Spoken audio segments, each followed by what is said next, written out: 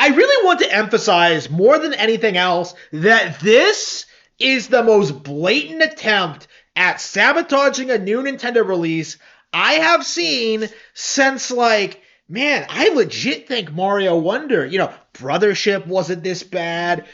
Echoes of Wisdom didn't really have anything going on with it. Princess Peach Showtime, was a genuinely polarizing release in some aspects. When it comes to like this kind of weird Nintendo controversy, it's very uncommon to see game journals come out and make it obvious what they're trying to do. Like, usually they try to be a little bit cagey. They give scores that are like 1 or 2 points lower than like the Sony exclusives they want you to support. They won't give it coverage. They won't address it at all. It's very, very uncommon for them to look at a classic game like Donkey Kong Country Returns and try and gaslight people into thinking this is a 7 out of 10. Because, of course, this is a 10 out of 10 platformer. It's one of the best games on Wii. It's a tried and tested thing. The narrative, since this thing first started being shown off, is that the game doesn't look good and it doesn't add enough new content, both of which can be dismissed right out the gate because it looks better in the 3DS version, which has all the extra levels.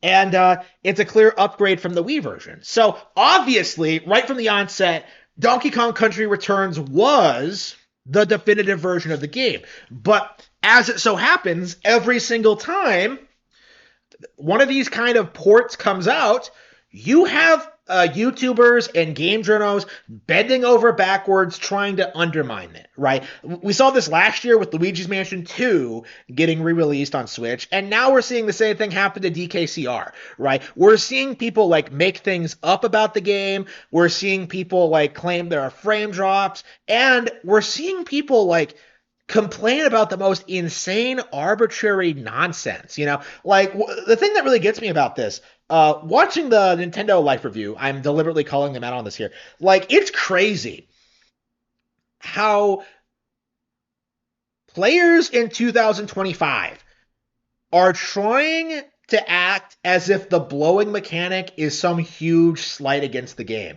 This takes me back to 2010 when this was first coming out, and people were trying to find something to complain about when it comes to these games. People were complaining about the heart system and like the visual style, the music. Like they were reaching back then. I remember this happening.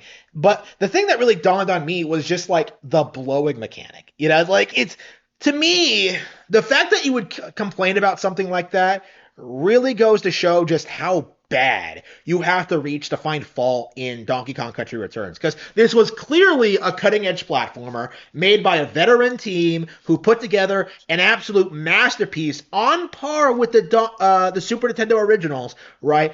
But nobody wanted to admit it because the narrative at that point was that the Wii was on the way out and nobody wanted to buy new games for it, and that like the PlayStation 360 reigned supreme. Even though that Donkey Kong Country Returns did exceedingly well, way better than Astrobot, by the way.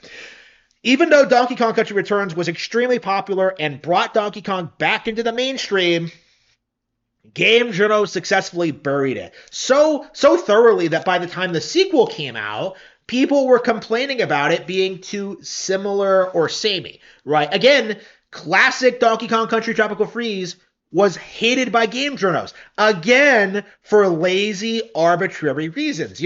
I look back at that GameSpot review. Oh, this isn't what the Wii U needs right now. So instead of talking about the game itself and its positive and negative aspects, the content in the game itself, you're seeing people complain about arbitrary things that do not matter. The fact that it's a re-release, the fact that it doesn't add any new content for the 3DS version, the fact it's price tag, right? Because if you think about it, the 3DS version was a decade ago. The Wii version was longer than that. 15 years, not exactly, but like 15 years ago, this game came out. You are telling me that the target audience for this game, kids, played the Wii version when it was brand new? Of course not. Plenty of people don't own DKCR, and as a result of that, this port being made is a game targeted at those people. If you're really so invested in the Wii version, you don't have to go out and buy this one. However, you should be supporting it. Why? Because if you're a fan of Donkey Kong Country, this game doing well is going to do leaps and bounds to prove to Nintendo that the franchise is still viable. You know, coming out and complaining about a port of a re-release while begging for re-releases of other games, by the way. Like, it really demonstrates just how short-sighted and ignorant you actually are. That you seriously think that being a port invalidates this game from existing, essentially. Like, oh, 7 out of 10. It doesn't matter that it's better than the Game of the Year last year, Astrobot, well, the so-called Game of the Year, Astrobot and paid for, right? You know, it doesn't matter that DKCR is better than Astrobot. You know, a 15-year-old game is better than PlayStation's greatest thing ever, apparently. You know, like, people can't even wrap their heads around it, how insane that is, right? And this is the elephant in the room, right? This is what people really don't like admitting. If you dig into like the backlog of Nintendo platformers even a little bit with games like this, it cannot become more obvious that games like Astrobot cannot compete. You know, Donkey Kong Country Returns is 15 years old and has outperformed Astrobot, is more relevant than Astrobot. You know, Donkey Kong was in a movie that grossed $1.5 billion. And yeah, like the Donkey Kong IP actually has a bright future. You know, Donkey Kong is a major video game icon. What has Astrobot done besides like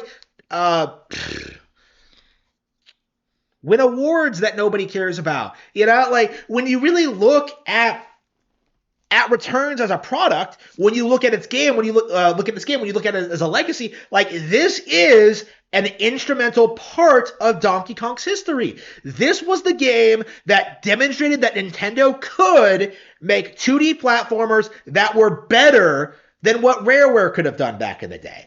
And because of Return's existence, we got the incredible Tropical Freeze. Like, why exactly are you so dead set against the idea of Donkey Kong Country Returns reaching a new audience, right? Why exactly were you so angry at Tropical Freeze reaching a new audience when it was released on Switch, in 2018? You know, what exactly are you hoping to accomplish? You know, I'm going to explain it to you.